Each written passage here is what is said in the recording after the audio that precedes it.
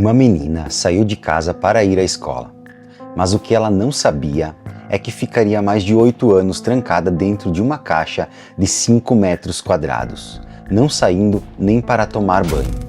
Seja bem-vindo à Noite Misteriosa, eu sou o Kleber e hoje eu vou te contar uma história fascinante. Esse caso de hoje foi indicação de um inscrito, então se tu tiver algum caso que acha interessante, deixa nos comentários que será um prazer nós pesquisarmos para trazer aqui no canal. Não se esqueça de deixar seu like e se inscrever no canal para nos dar aquela moral. Mas sem mais delongas, vamos à história de hoje.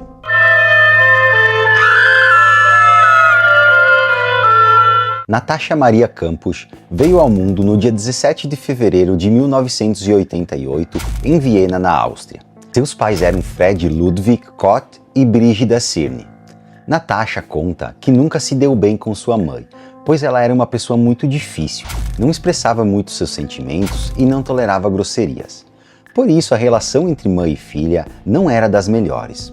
Um dos motivos dela ser um pouco mais rígida pode ser o fato de que ficou grávida da primeira filha quando ela tinha apenas 18 anos de idade, o que a forçou a amadurecer rapidamente para sustentar sua família. E logo após, ela ficou grávida novamente. Aí então veio a separação do seu primeiro casamento. Por outro lado, seu pai era totalmente diferente. Ele era brincalhão, alegre, estava sempre sorrindo e era também muito carinhoso com a filha. Natasha tinha 2 irmãs mais velhas do primeiro casamento de sua mãe. Ela se dava muito bem com elas. As irmãs a tratavam como uma princesa. Natasha tinha uma ligação muito forte com sua avó. Ela a mimava muito. Sua avó sempre comprava presentes e doces para ela. Natasha tinha 10 anos na época. Estava tendo muitas pessoas desaparecendo na Áustria. A mídia divulgava muito para que não deixassem as crianças brincar muito longe de casa e nem ir à escola sem acompanhamento. No dia 2 de março de 1998, Natasha conseguiu convencer sua mãe a deixá-la ir à escola sozinha, embora não fosse muito longe de casa. No entanto, pouco antes de sair de casa, ela teve uma briga com sua mãe e não se despediu dela como costumava fazer sempre. Natasha então pegou sua mochila, um casaco vermelho e saiu de casa braba pela briga que teve com sua mãe. Quando ela chegou perto da escola, Natasha viu um homem perto de uma van branca. Ele olhava de um lado para outro. Ela conta que pensou em atravessar a rua por um momento, mas decidiu seguir em frente. Quando ela estava passando e se aproximou da van, o homem abriu a porta rapidamente, a pegou e colocou dentro do veículo. Ela entrou e logo percebeu que estava em perigo. Com apenas 10 anos de idade, ela tentou gritar por socorro, mas estava em estado de choque e não conseguia nem falar. Eles andaram por aproximadamente 30 minutos quando ela percebeu que a van parou. Neste momento, ela entrou em pânico e sabia que algo muito ruim ia acontecer com ela. Então, ela resolveu fazer algumas perguntas ao sequestrador. Natasha perguntou para ele qual era o número do sapato. Sei que tu deve estar se perguntando, que pergunta mais estranha. Mas ela se lembrou das reportagens que viu na TV, da importância de conhecer as características do sequestrador para poder informar a polícia e aumentar as chances de ser encontrada. Eles desceram da van e entraram rapidamente em uma casa amarela. Ao entrar na residência, que parecia ser uma moradia confortável, ele a conduziu a um porão extremamente pequeno, com apenas 5 metros quadrados. A entrada estava escondida atrás de um armário da garagem. O local tinha um cheiro muito desagradável e possuía apenas um beliche, uma pia e um vaso sanitário. Basicamente era isso. Ela dormia no beliche e pendurava suas roupas na escada. O lugar era completamente à prova de som, de modo que não importava o quanto ela gritasse ou pedisse socorro, ninguém ouvia nada. Nos primeiros dias de sequestro, Natasha ficou confinada no cativeiro. O sequestrador falava para Natasha que havia entrado em contato com sua família para exigir um resgate em dinheiro, mas eles se recusaram a atender o telefone e pareciam que não se importavam com a situação. Ele constantemente dizia a ela que sua família não se importava mais com ela e que agora ela era sua propriedade. O sequestrador tentou influenciar a mente da criança. Tu imagina uma criança de apenas 10 anos ouvir que sua família não se importa mais com ela? Quando os dias foram passando e ele sempre falando essas coisas para ela, ela começou a acreditar nisso. Pois como ela estava naquele cativeiro e não ouvia nem via nada, começou a pensar realmente que ninguém mais estava procurando por ela. Mas é óbvio que isso não é verdade, pois seus pais ficaram desesperados com o sumiço da filha. Eles fizeram cartazes e procuraram por toda a cidade. A polícia começou a perguntar para várias crianças da escola se alguém tinha visto algo suspeito. Então uma menina de 12 anos disse que viu Natasha sendo pega por 2 homens e colocado em uma van branca. Pois com essa informação sobre a van branca, a polícia começou a procurar todas as vans brancas em Viena. Mas a polícia cometeu um erro. Um dos policiais vazou que no dia seguinte começariam as buscas. Com isso, provavelmente, eles alertaram o sequestrador. Mesmo assim, a polícia revistou mais de 700 vans por todo o estado. Com tudo isso, o sequestrador se preparou naquela época, ciente de que poderia ser detido. Numa situação, ele até foi parado pela polícia na época. Estava com a van carregada de material de construção e disse que estava fazendo uma reforma na sua casa, e na época ninguém desconfiou dele. A polícia começou a cogitar que o desaparecimento poderia ser ligado à pornografia infantil ou até mesmo tráfico de órgãos. Mas os dias se passavam e os investigadores não conseguiam achar nada. Foi então que eles resolveram estender as buscas para o exterior. A polícia chegou a desconfiar que os pais estariam envolvidos nisso, mas não tinha nada que identificasse a ligação dos pais com o sequestro. Seu pai começou a beber muito e não estava conseguindo lidar bem com essa situação. Os primeiros meses foram muito difíceis para Natasha no cativeiro, pois ela ficava trancada naquele cativeiro sem sair nem por um momento. Para tomar banho, ela usava a torneira da pia. O sequestrador levava comida para ela, mas tinha algumas regras que ele impôs. Ela não podia olhar nos olhos dele, nem falar com ele, a menos que ele perguntasse alguma coisa. Ele a forçava a chamá-lo de mestre, e quando ela se recusava a fazer algo, ele a espancava. O sequestrador frequentemente a maltratava, chegando a privá-la até de comida. Depois de quase 1 ano de cativeiro, o sequestrador começou a permitir que ela saísse ocasionalmente para a cozinha e a sala da casa, onde a obrigava a cozinhar para ele e fazer a limpeza. No entanto, Natasha ainda obedecia todas as ordens. O sequestrador disse a ela que ficaria com ele pelo resto da vida e que precisava escolher um novo nome, pois não era mais Natasha, mas sim propriedade dele. Ela escolheu o nome de Bibiane, que ele a chamou durante todos os anos de cativeiro. Além disso, o sequestrador tinha uma obsessão muito grande por limpeza e raspava todo o cabelo dela, não tolerando um único fio de cabelo no chão. Ele a fazia cozinhar, limpar e agir como sua empregada, muitas vezes deixando-a seminua e obrigando-a a andar pela casa. E se ela se recusava a fazer qualquer coisa, ele a castigava não apenas com abuso mental, mas também submetia a abusos físicos, espancando-a frequentemente. Ela chegou a relatar que houve um momento em que apanhou tanto que não conseguia andar de volta para o cativeiro, devido aos espancamentos intensos. Após 2 anos de cativeiro, o sequestrador decidiu permitir que ela saísse um pouco para o jardim da casa para respirar ar fresco, algo que ela nem lembrava mais como era após tanto tempo de confinamento. Natasha começou a pensar que nunca iria escapar e que tinha que se acostumar com aquela vida. Esse relato dela eu achei bem triste. Com o passar dos anos, ele submetia Natasha a situações degradantes, forçando-a a fazer quase tudo para ele. E como se isso não fosse suficiente, passou a obrigá-la a dormir com ele. Quando ela se recusava ou manifestava o desejo de não fazê-lo, ele a algemava e a forçava.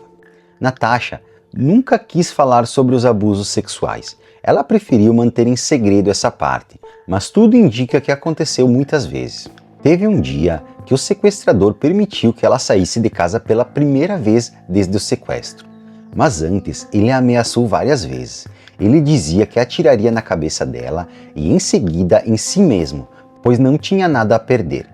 Ele realmente estava armado, então ela preferia não arriscar e permanecer quieta com medo das consequências. Ao longo dos anos, pouco mudou. Ele continuou sendo violento, houve até um incidente que ele usou uma faca, enfiando-a no joelho dela, brigando porque ela sujava o chão de sangue. Apesar de todos os momentos terríveis, ela tinha alguns momentos menos ruins. Às vezes, ele costumava trazer muitos presentes para ela, como roupas, livros, para que ela pudesse estudar e ler. Gradualmente, ele permitiu que ela assistisse televisão em casa. Além disso, ela conta que ele até ensinou matemática, tentando assegurar que ela não ficasse completamente privada de educação. Uma tática frequente para influenciar sua mente era apresentar-se como seu protetor, alegando que a mantinha afastada de eventos terríveis do mundo. Ele utilizava jornais para destacar qualquer notícia ruim e afirmar que estava protegendo ela. Contudo, em 23 de agosto de 2006, quando ela já tinha 18 anos, a situação mudou quando ele recebeu uma ligação enquanto eles estavam no jardim. E por conta do barulho do aspirador que eles estavam limpando a van, ele não conseguia ouvir. Então, ele resolveu entrar em casa para atender o telefone. Em um momento muito breve, ela percebeu, pela primeira vez em todos esses anos, que estava sozinha. Naquele momento, Natasha compreendeu que poderia ter a chance de escapar. Mas ela tinha muito medo, pois ele a ameaçava muito. Teve uma ocasião em que eles saíram de casa e ela foi ao banheiro. Ele a esperou do lado de fora e quando ela entrou viu uma mulher. E Natasha travou e não conseguiu pedir ajuda, pois ela tinha muito medo do que ele podia fazer. Natasha então decidiu escapar. Começou a correr pelas ruas e após algumas quadras, pediu ajuda a um grupo de pessoas que estava caminhando. Infelizmente, as pessoas ignoraram e ela continuou correndo, percorrendo cerca de 200 metros em busca de ajuda entre as casas. Em uma casa, ela viu uma senhora sentada no sofá assistindo TV. Com muito desespero, Natasha começou a gritar, pedir por ajuda e falando que ela era a Natasha Campos e tinha sido sequestrada. A senhora ficou assustada e pediu para ela que não entrasse em sua casa, que ela iria chamar a polícia. Inclusive, depois essa senhora fala de que todas as casas que ela poderia ter batido, teve que escolher logo a casa dela. Mas Natasha estava tão desesperada que a senhora resolveu ligar para a polícia. Quando a polícia chegou, eles não tinham ideia do que se tratava. Pediram que Natasha levantasse as mãos para revistá-la. Os policiais fizeram várias perguntas e depois a levaram até a delegacia. Então, nesse dia, o sequestro finalmente acabou, após 3.096 dias. Quando o sequestrador percebeu que Natasha tinha escapado, foi até um amigo e contou toda a história, e depois foi até um trilho de trem e se jogou, se suicidando. Ele se chamava Wolfgang Prilopil. O pai dele era um vendedor de bebidas, enquanto a mãe trabalhava como vendedora de sapatos. Inicialmente, ele trabalhou como assistente técnico de computadores na Siemens, mas depois tornou-se autônomo. A casa onde todo esse pesadelo aconteceu era de propriedade de seu avô e possuía uma história que relata que o cativeiro foi construído durante a Segunda Guerra Mundial como um abrigo contra bombas. Mais tarde, Wolfgang passou a morar lá e transformou o abrigo em seu cativeiro. Qualquer pessoa que conhecia pessoalmente concordaria que ele era uma figura peculiar, para dizer o mínimo. Além disso, ele tinha uma relação com as mulheres que era um verdadeiro mistério, pois ninguém o via com nenhuma mulher. Sua personalidade era estranha, não apenas nesse aspecto, mas em todos os aspectos.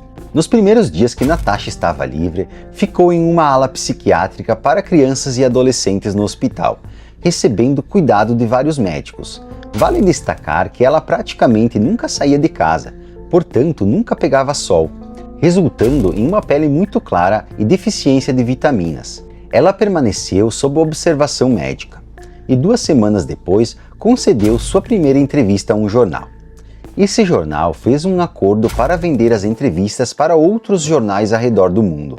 Dada a notoriedade do caso, ela concordou com a venda. E todo o dinheiro arrecadado, aproximadamente em 120 países, foi destinado a ela como forma de apoio. As pessoas criticaram muito quando ela aceitou o dinheiro. Houve até sugestões, inclusive de médicos, para que ela mudasse de nome e de identidade, fugindo para outro lugar para ter paz. Quando ela começou a compartilhar as experiências dentro da casa em entrevistas, as críticas aumentaram. Ela conta que em 3 ocasiões ela saiu da casa com ele. Aí as pessoas começaram a questionar por que ela não pediu ajuda ou gritou para as pessoas. Como se fosse fácil pedir ajuda, especialmente quando o agressor está ao seu lado e armado. As pessoas não entendem o fato de que foram 8 anos de abuso e lavagem cerebral, lembrando que ele a ameaçava o tempo todo. Outro fato que foi crítica de algumas pessoas foi que quando Natasha chegou à delegacia naquele dia, ela recebeu a notícia que seu sequestrador tinha se suicidado, e então ela começou a chorar muito. As pessoas acharam estranha essa atitude. Mas, gente, imaginem agora, durante 8 anos era a única pessoa que conversava com ela. Foi até cogitado que ela teria síndrome de Estocolmo, que é quando a vítima se apaixona pelo sequestrador, e começaram a falar que ela gostava dele e que os anos de sequestro não foram tão ruins assim. 2 anos depois, ela escreveu um livro detalhado, 8 anos de sequestro.